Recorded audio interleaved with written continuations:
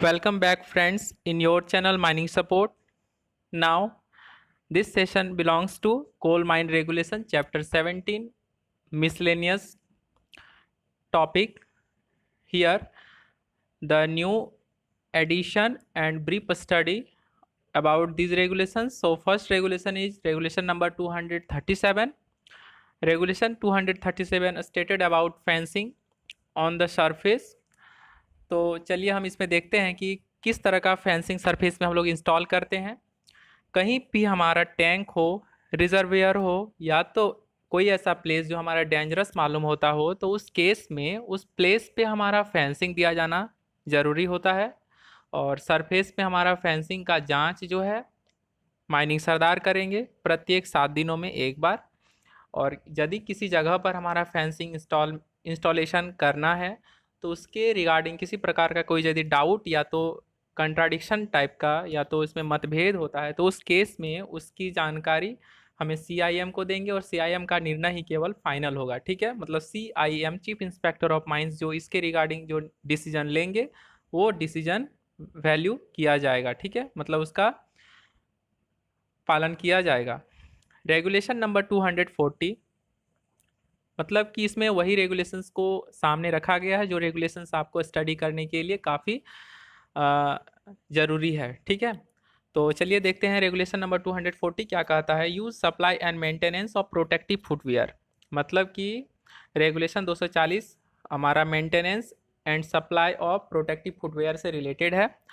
तो इस पे हम लोग चर्चा करते हैं कि प्रोटेक्टिव फुटवेयर प्रत्येक आदमी को 6 महीना, अधिकतम 6 महीना, है ना, मतलब कि उससे अधिक दिनों तक में नहीं, मतलब not exceeding 6 month protective footwear provide किया जाएगा प्रत्येक व्यक्ति जो खदान में काम करते हों। ठीक है, और इसको प्रोवाइड कौन करेंगे ना, ऑनर एजेंट और मैनेजर करेंगे। ठीक है, उसमें जानकारी लायक वही सवाल था हमारा। ठीक है, और बाकी कुछ ऐसा ज़रूरी चीज़ था जो कि अपना पेमेंट से खरीदेंगे की ज़रूरत नहीं है, उसको प्रोटेक्टिव फुटवेयर चाहिए तो फुल पेमेंट देना पड़ेगा। ठीक है, इस तरह से कुछ था 240 के अकॉर्डिंग। अब रेगुलेशन 241 पे हम लोग आते हैं। रेगुलेशन 241 क्या कहता है। Use supply end of helmet, मतलब कोई व्यक्ति को किस तरह का हेलमेट को मतलब कि यूज़ करना है तो उसके रिगार्डिंग क्या रेगुलेशन है, 241 है। प्रत्येक व्यक्ति को हेलमेट जरूरी होगा यदि वो खदान में काम करे, इंक्लाइन हो या तो ओपन अंडरग्राउंड हो। ठीक है, ओपन कास्ट में भी हेलमेट का ज़रूरत होता है। तो इससे रिलेटेड हमारा जो रेगुलेशन छूट दिया है तो वो क्या छूट है कि कोई भी व्यक्ति office building, canteen, office building, canteen, क्रैच, rest shelter या तो फर्स्ट एड रूम में या इस तरह का कोई भी अदर रूम जो हो तो उसमें हेलमेट को मतलब कि ज़रूरी नहीं किया गया है, मतलब विदाउट हेलमेट वो जा सकते हैं व्यक्ति। ठीक है, इसमें कोई ज़रूरी नहीं है। लेकिन अपार्ट फ्रॉम दिस बिल्डिंग, मतलब कोई भी माइंस हो या तो अदर कोई जगह पे ऐसा हो तो वहाँ पे हेलमेट ज़रूरी रूप से उसे पहनना पड़ेगा। ठीक है, और हेलमेट से रिलेटेड कोई भी मतलब कि इसमें कौन जो है राय दे सकते हैं तो चीफ इंस्पेक्टर ऑफ माइंस का डिसीजन फाइनल होगा। ठीक है, हेलमेट का मैक्सिमम लाइफ 3 साल होता है। ठीक है, तो 3 साल के अधिकतम समय है इसके अंदर फिर से हेलमेट प्रोवाइड किया जाएगा। ठीक है, वहाँ से एक क्वेश्चन रहता है 241 से कि हेलमेट का लाइफ कितना होता है, तो life of helmet not exceeding 3 years. Okay, अब हमारा 245 है। रेगुलेशन नंबर 245 क्या कहता है, इन्फॉर्मेशन अबाउट सिकनेस। ठीक है, तो यहाँ पे आपको यही चीज़ जानकारी रखना है कि कोई भी व्यक्ति जब बीमार हो जाता है तो वो किन्हें इन्फॉर्म करेंगे। यहाँ से एक सवाल रह सकता है एग्जामिनेशन में आपको ये पूछा जा सकता है कि whenever any person suffer from any disease or any other lackness or physical deformities then he should have to inform which authority whom. तो वहाँ पे आपका आंसर होना चाहिए he should inform the superior official to either his manager or superior officials also. Okay, मतलब कि वो अपने सुपीरियर ऑफिशियल्स को या तो मैनेजर को खबर करेंगे यदि वो अपने आप को किसी प्रकार का डिजीज से सफर्ड होता हुआ या तो अपने आप को वीक महसूस करता हो या तो अपने ड्यूटीज़ को मतलब कि कन्वीनियंटली कैरी ना कर पाने में सक्षम हो, तो उस केस में। अब रेगुलेशन 246 क्या कहता है, मैन पावर डिस्ट्रीब्यूशन प्लान के रिगार्डिंग हमारा 246 है, ठीक है। तो रेगुलेशन 246 में हमारा क्या स्टेटेड किया गया है, तो उस पर हम लोग चर्चा करेंगे कि मैन पावर डिस्ट्रीब्यूशन प्लान हमारा प्रत्येक महीना का फर्स्ट वीक में हमारा मैन पावर डिस्ट्रीब्यूशन प्लान बनाया जाना चाहिए, ठीक है। और इसको डिस्ट्रिक्ट या तो बिलो ग्राउंड में हमको चिपका के रखना है।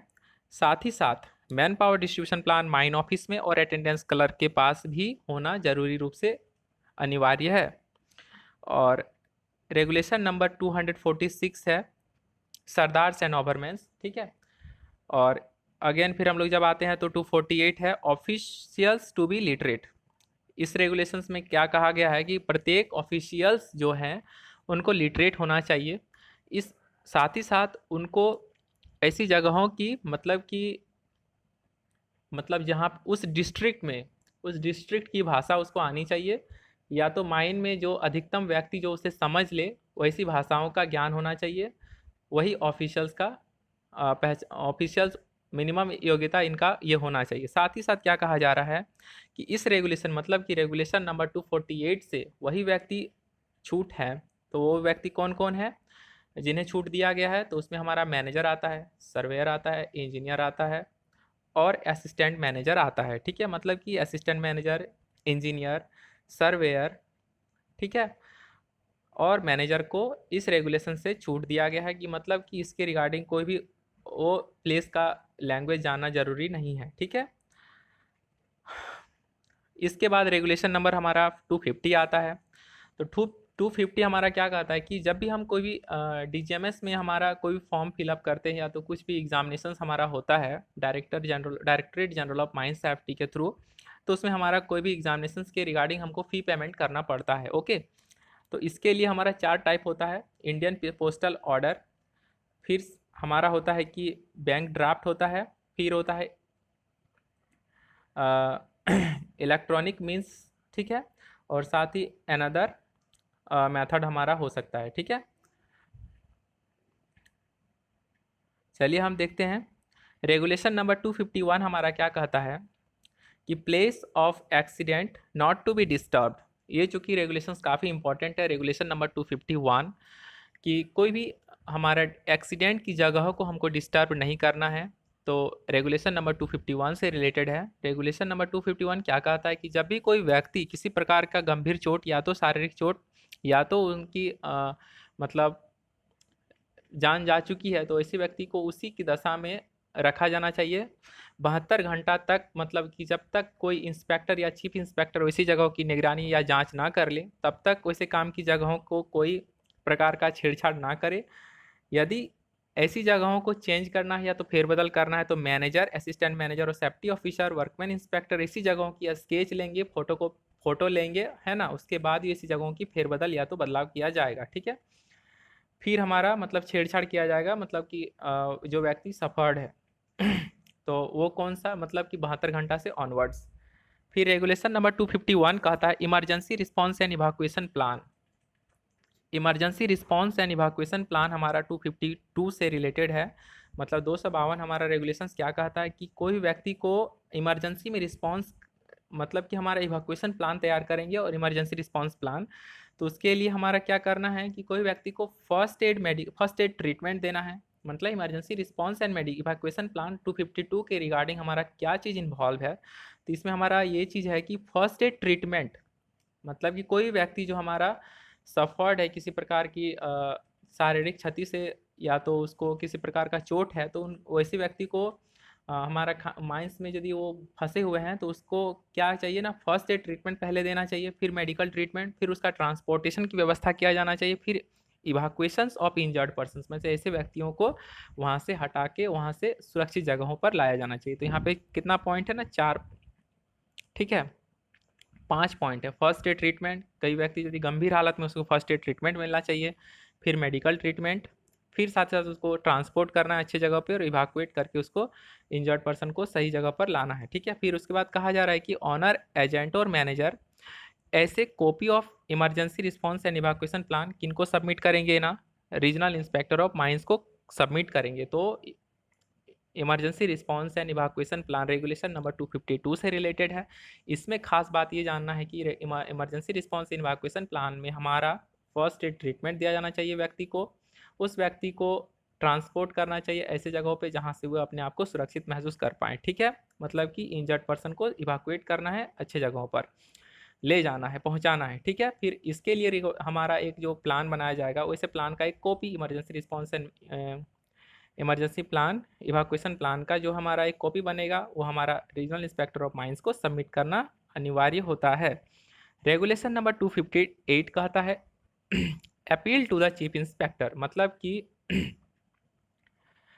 हमारा कोई भी अपील किया जाना चाहिए रीजनल इंस्पेक्टर के द्वारा CIM को, चीफ इंस्पेक्टर ऑफ माइंस को। तो वो अपील जो है कि रेगुलेशन नंबर 258 के अकॉर्डिंग आता है, वो हमारा विद इन 15 डेज जो भी अपील रीजनल इंस्पेक्टर CIM को खबर करेंगे वो हमारा जो अपील होगा वो अपील विद इन 15 डेज होना चाहिए। और अपील टू कमिटी, मतलब कि CIM के द्वारा कमिटी को जो अपील किया जाना चाहिए वो विद इन 20 डेज होना चाहिए। तो इससे एक क्वेश्चन आपका एग्जामिनेशन में दिखेगा। तो I hope this session is very helpful and you have enjoyed this session. If this session is very helpful and if you feel this video very uh, beneficial for you, then you may just support this channel. Thanks for watching this video.